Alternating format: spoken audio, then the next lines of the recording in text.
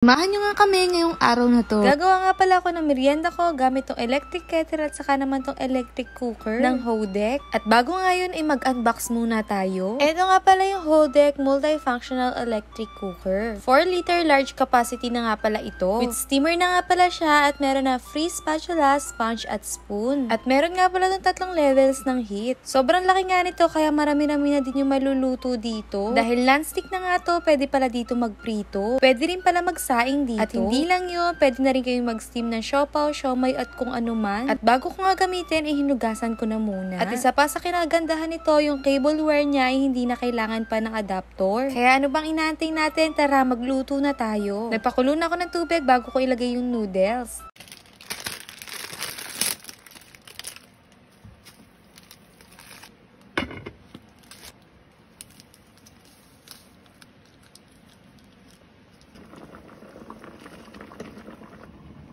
At maluto na nga yung noodles, ginamit ko nga palang pansala itong steamer. O diba, kaya talaga siya tinawag ng multifunctional electric cooker kasi ang dami niya nagagawa. Sa isang lutuan pa lang, nandito na lahat ng kailangan nyo. Pagkatapos ko nga masala, sasalin ko na dito sa seasoning. At syempre, hahaluin ko na yan. At hindi pa natatapos din ang pagluluto natin. Ako naman ay magluluto dito ng itlog. Dahil non-stick nga to, hindi na tayo mag-aalanganin na didikit pa yung itlog dito sa ating lutuan. Tingnan nyo naman, pag iniisod-isod ko ay hindi talaga siya nadikit. O diba, grabe tong multifunctional electric cooker ng Hodek. O, teka lang, hindi pa tayo natatapos dyan, mag-unbox ulit tayo. At syempre, ano nga bang ipapartner natin na inumin dito sa ating pansit canton? Ito nga pala yung Hodek 2 liters na electric kettle. Food graded stainless steel na nga pala ito at naka-fast boiling na siya. Ang kinagandahan din dito ay automatic siya namamatay kapag sobrang init na. One touch nyo lang yung lid, ma-open na siya. Ergonomic handle na nga pala ito. At heating working indicator kapag naka-open na yung light. Nagtimpla lang ako saglit ng kape, abay kumukulo na agad yung tubig.